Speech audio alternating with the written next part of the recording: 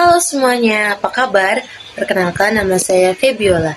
Di kesempatan kali ini, saya ingin menyampaikan sebuah informasi yang menarik kepada teman-teman semuanya.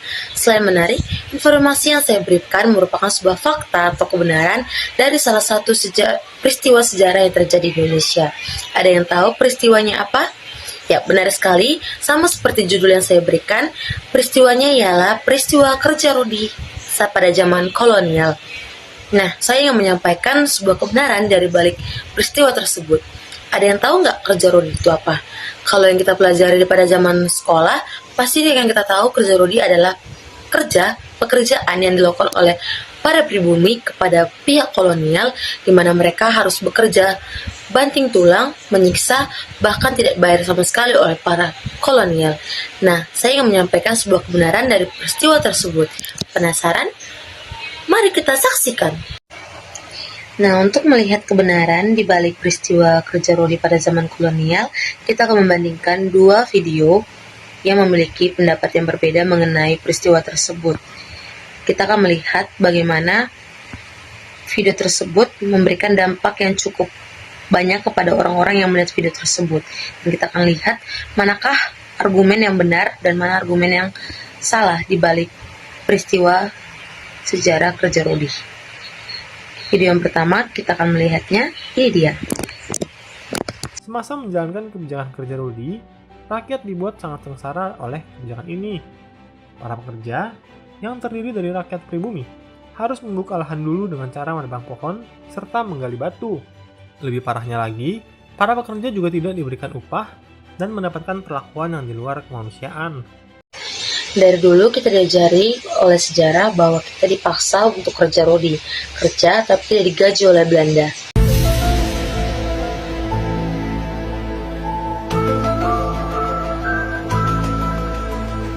Dilansir oleh wartakotalive.com, kemudian akun Twitter @mazini_ksp memberi tanggapan bahwa memang betul Jalan Anyar Panarukan dibangun bukan dengan kerja paksa. Dendels disebut sudah memberikan uang sebanyak Rp30.000 lebih untuk gaji dan konsumsi serta para pekerja.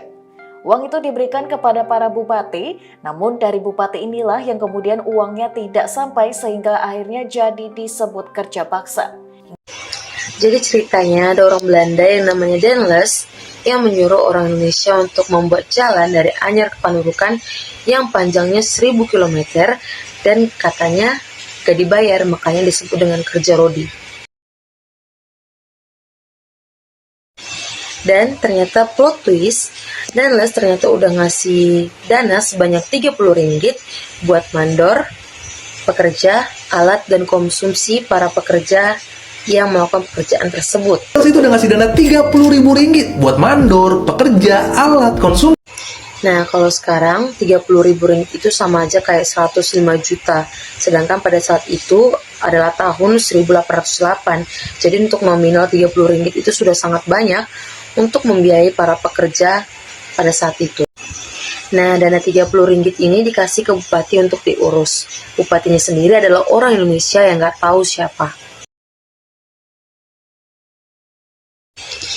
Nah, kwitansi bukti penyerahan dana dari Dendels ke bupati itu ada, sedangkan bukti penyerahan dana dari bupati ke pekerja itu yang nggak ada. Nah, sekarang pertanyaannya adalah uangnya ini hilang kemana? Padahal catatan keuangan Dendels tentang pengeluaran ini lumayan lengkap dan kita bisa lihat sendiri buktinya. Dan faktanya, Dendels adalah orang yang sangat anti dengan koruptor. Dia sangat benci dengan korupsi. Nah, kalau menurut kalian gimana? Saya mau dengar pendapat dari kalian. Mungkin sekian yang dapat saya sampaikan mengenai fakta atau kebenaran dibalik dari kerja rodi yang sebenarnya dibayar oleh pihak Belanda. Sekian yang dapat saya sampaikan. Sampai ketemu di video selanjutnya.